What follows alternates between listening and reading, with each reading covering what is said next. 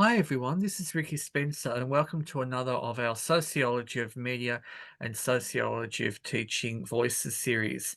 And today we're going to really explore a really important topic, and I begin with a bit of a synopsis of our topic today. And that is in relation to the banning of materials in public library spaces. And we know that this will spark debates on censorship, freedom of expression, and access to information. It raises concerns about intellectual freedom, diversity, and the role of libraries in providing a wide range of viewpoints.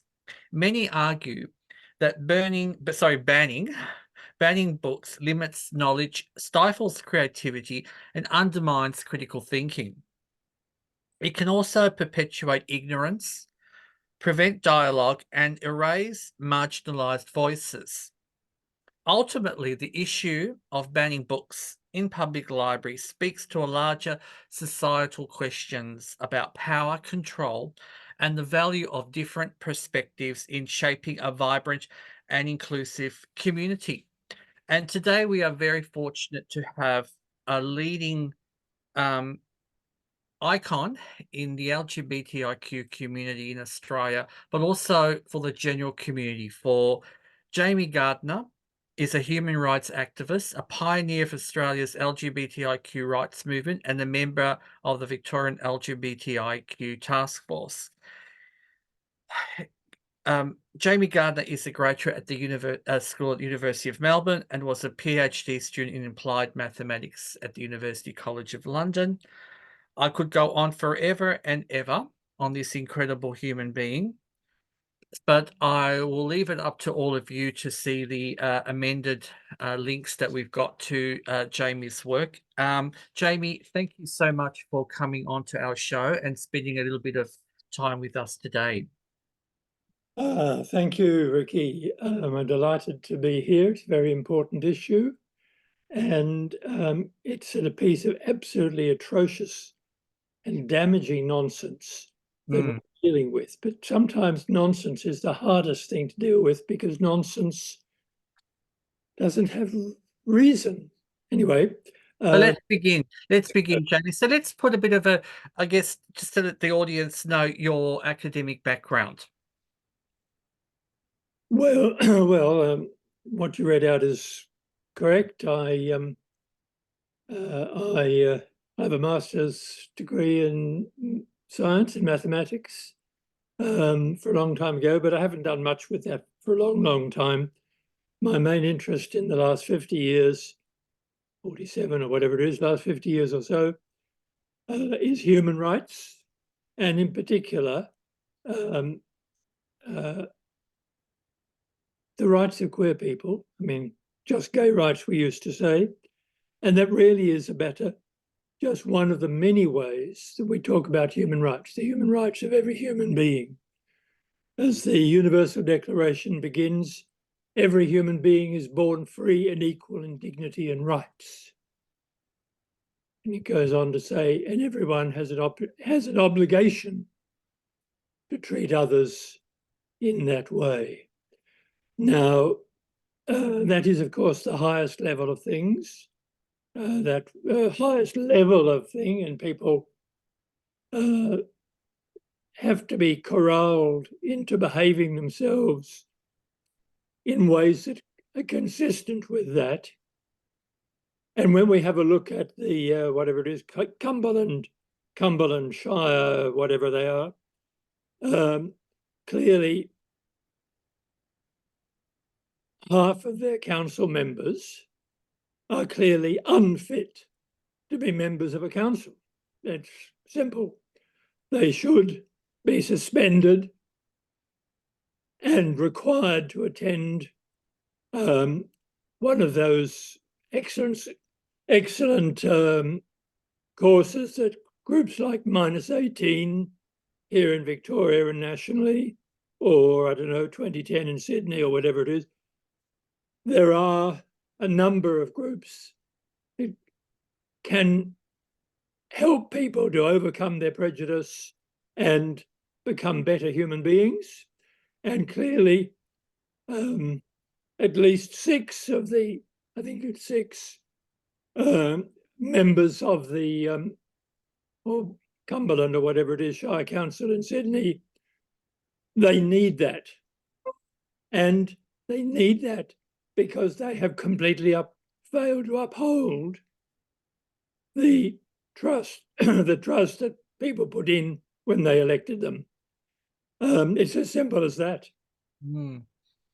And I just want to start, I guess, with the first question that people may be thinking, or those that might be unfamiliar, and put everything into context. How does the banning of same-sex relationship books in public libraries impact the representation of LGBTIQ individuals in literature? Well, at the to begin with, to adopt a policy of refusing to have their, whatever it is, 8 municipal libraries. It must be quite a large municipality. They have 8 libraries, and they have resolved to remove every book that refers to same-sex couples in relation to parenting, but you can't do one without everything. So what does that do? It's hard to know what they thought they were doing, but they are clearly sending a very strong message that they, and therefore their council, is bigoted, is irrational, and is entirely out of touch with all of the requirements of human rights policy in Australia, and indeed of law. I don't know the specifics of what New South Wales laws would apply, but I'm pretty sure that the behaviour, their behaviour is in some ways so bizarre that if it's not against the law needs to be fixed. Now, I was going to say to you, Jamie, on this idea, now your work in the human rights has spanned a couple of decades. I want to take you back 5. Here we go. So let's go back to the early 70s, if we may, and cast your mind back to when you were studying and looking in using libraries, as we all love and did. I know in my time, like in the 70s and 80s, I found very little information that I could about being gay in those days as it was. How did you find it accessing material in your experiences in your local area? Yeah, yes, the general, obviously the question of, sorry, should have got myself a glass of water. You can't hand me one through the window, can you? I wish I could, my darling. Okay. We rely either on the direct words of others or the words of others written in books and magazines and other forms to understand the world, understand ourselves, and to understand what it means to be human. Cutting out a whole chunk of humanity is clearly an insult, not only to all the people who are cut off directly from the possibility of learning about themselves or about their family, but everyone. Cutting off the libraries like that, cutting off from 8 municipal libraries any chance of reading about the reality of people's own lives or the lives of their parents or other people's friends is an outrageous attack on their liberty, on the victim's liberty, and is a bizarre misuse of their power. Now, when we look back 50 years ago, there were very few books available in any libraries that spoke truthfully about gay people, about lesbians and gay men, about transgender people. Very few books at all. And one of the most important books was, in fact, written round about then and published in 1971 or 72, depending which country you were, which continent you were in, is by our own professor, emeritus professor. I'm going to do the silly. Every time I mention someone's name, it goes out of my head. Dennis Altman? Dennis Altman, indeed. I hope Dennis isn't listening to think that I could possibly forget his name, and I haven't forgotten it. So Dennis Altman published an extremely important book in 1971, 72 here, called Homosexual Oppression and Liberation. And it was largely founded in his experiences in New York, in the United States, where as a postgraduate fellow, he was found himself in the middle of a revolution, and he was the first person to really write a good account of what was happening when queer folk, I use that to say, to avoid having to say all of the long list of names. And Yes. When queer folk basically said, we've had enough. There was a riot forced by police misbehaviour at a nightclub called the Stonewall Inn in Christopher Street, which was the main sort of queer street then. And that developed into a riot because the police, who were just having a shakedown, their usual prejudice shakedown and money extortion routine, weren't expecting the Poofs and Dykes to fight back, and they did. And for the first time, more or less, people in Los Angeles will say they did it first, and there's lots of firsts. But the modern gay movement arose out of that rebellion by the patrons of Christopher Street, who said, we won't take it anymore. And that led to the forming of organizations and to the reviving and empowering of the existing more polite organizations,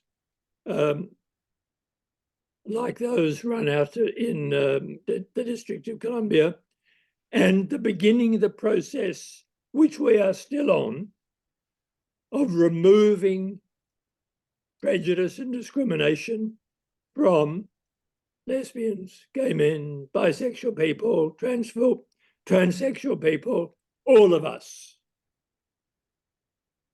That's more than 50 years ago. And if you really want to do the history, you can say it probably all goes back to about 1869, I think it is, when the first written account of what we now call homosexuality and gay rights was begun in Germany, actually. It's remarkable that prejudice has been created and continued for so long.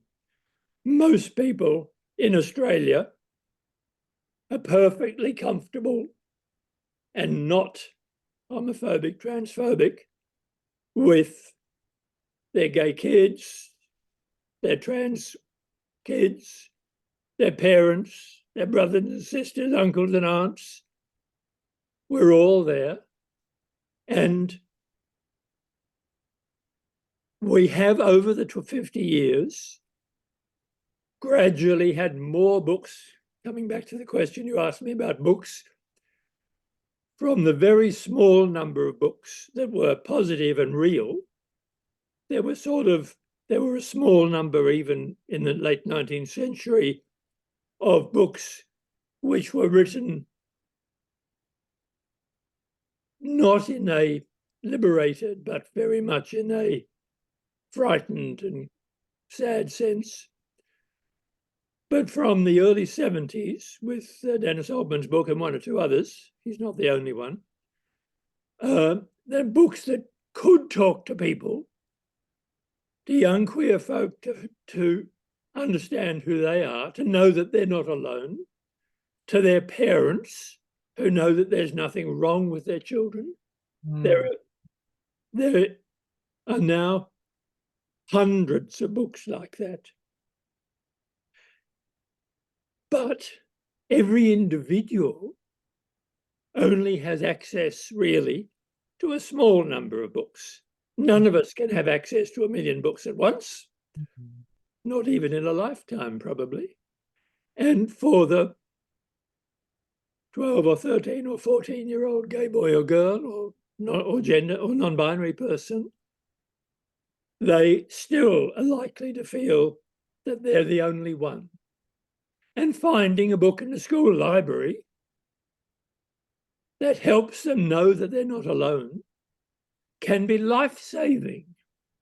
And only the wickedest of people would set out to deliberately create a system in which kids who may actually be in trouble are driven further away from help because their library has had the books that should be there stripped from it. I could go on, but that's probably enough answers for the first question. I think it's a really good, some really good points you've raised. And I want to now put to you that with your experience working in the space of human rights, what message does the banning of these books in that council area do for other services who are, offer to try and support those families who are part of our LGBTIQ plus community, or may have a sibling, um, or a child that identifies with the rainbow community. What impact do you think that's going to have in terms of their well-being? Well, every nastiness, every public nastiness adds a bit of nastiness to people's experience. So when any service provider who wants to do the right thing is frustrated by people who do the wrong thing, that hurts them. When the messages that come that are negative, restrictive, unkind, hurtful, they hurt people. They do hurt people, and they build up. Each harmful message that come from different sources adds to a level of harm.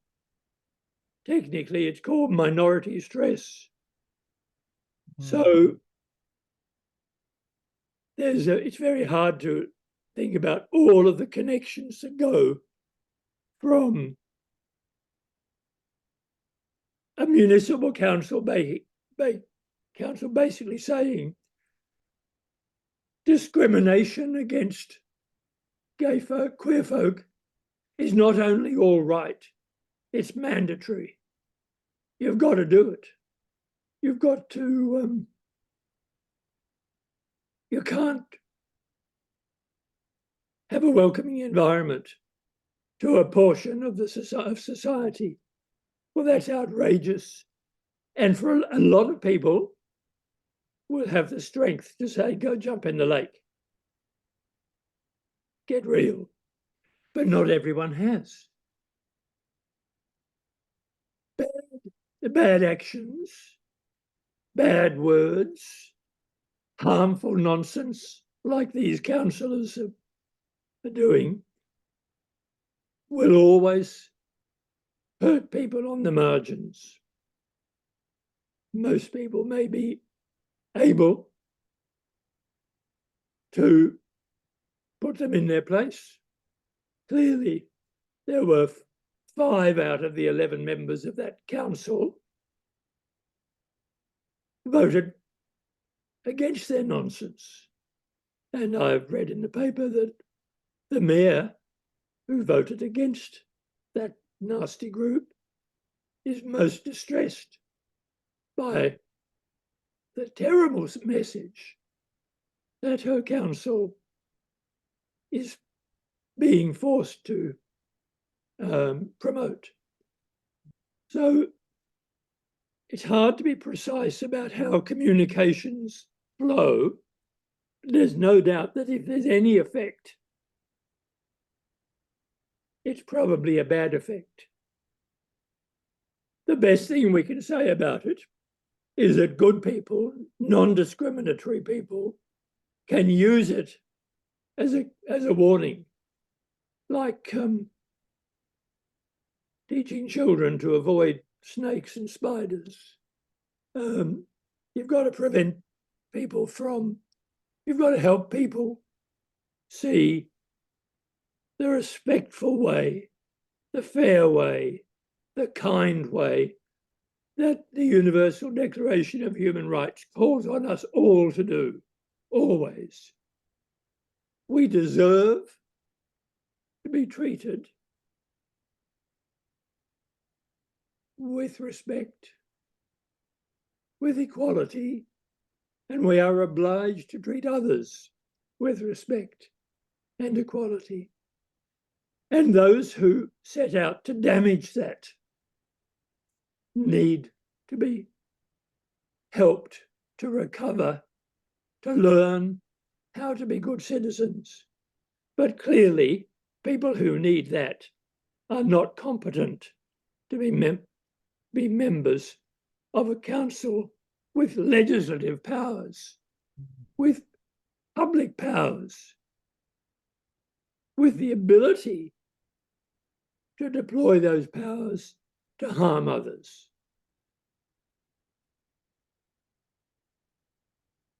It's rather 20 years ago, 30 years ago, it wasn't as obviously difficult, it's obviously awful. More people, more organizations, had not then got up to shaking off the prejudice of prejudice, purveyors of prejudice. And so you could almost forgive some people for not being aware 30 years ago. But active hate speech, active harmful voting in a municipality is just beyond the pale. I don't know. I know there are petitions. I've signed a petition going to basically to condemn those people, what the technical processes are to changing that decision and dealing with those miscreant, prejudiced bigots is, I don't know. But as I said at the beginning, their ban is unconscionable. It's wrong. It's harmful. They should be ashamed of themselves. They should be suspended and they should be sent back to school, or at least to the excellent classes held by bodies like 2010 in New South Wales, ACON in New South Wales, -18 here in Victoria and everywhere. There are ways to help these people out of their medieval nonsense, and that's the communication that has to be sent to them.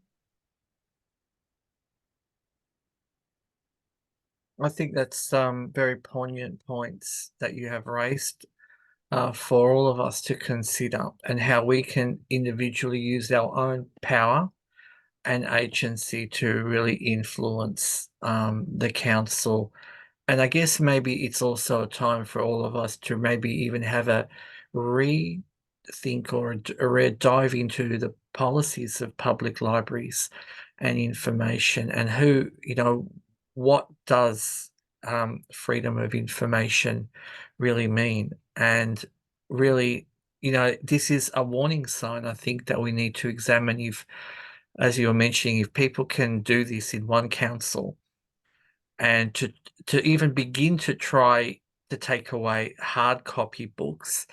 We're only talking about hard copy and explicit books. Are we going to also look at literature? Are we going to look at fiction? Are we going to then look at other mentions of history and start cutting out sections of books because it's something that the council decides is unsuitable for their community to access is quite frightening.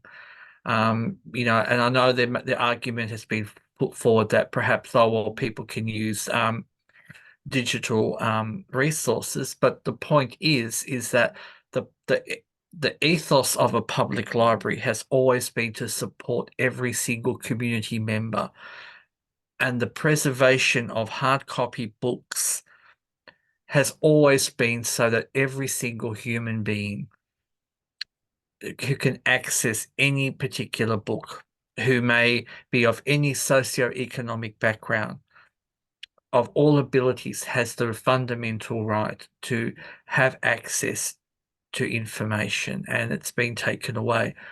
Jamie Gardiner, it's been an absolute honor and pleasure having you onto our web podcast to share some of your thoughts.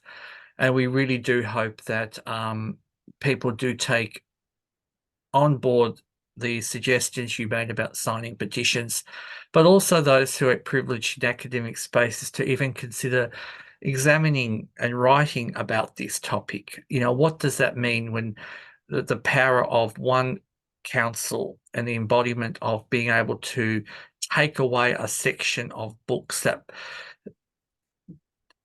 have, for many of us, given us a right to be who we are. Where does that lead to? What society are we trying to create? And whose voices? Why are we sanctioning voices?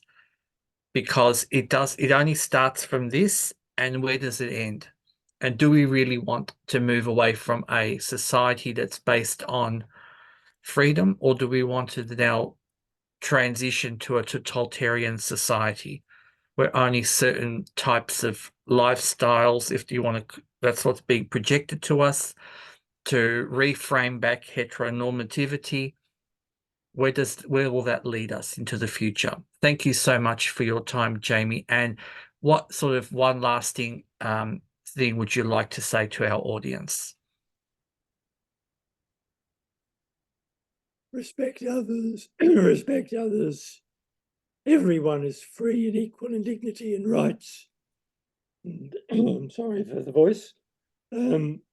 But be kind, be thoughtful, and recommend the book in question and others to your friends, or download it. They've made it free. So read it and help others to get it. There's nothing wrong with being a same-sex couple and having children. It's perfectly normal now. And people who want to take us back to the Dark Ages need to be kindly, gently, but firmly led back into freedom. Thank you, Jamie Gardiner, for those words of care and wisdom. And my hope is that there will be changes, and I'm hoping that the whole community will come out and really say to the council that this is wrong and this should never have happened. And may this be a lesson that we all learn, that in history, that we must always, always be vigilant into making sure that all our libraries are safe from any of this type of censorship. because censorship does hurt communities, especially communities who are marginalised and vulnerable. Thank you for your time today, Jamie. A pleasure, and it's a very important thing that you're doing. Congratulations.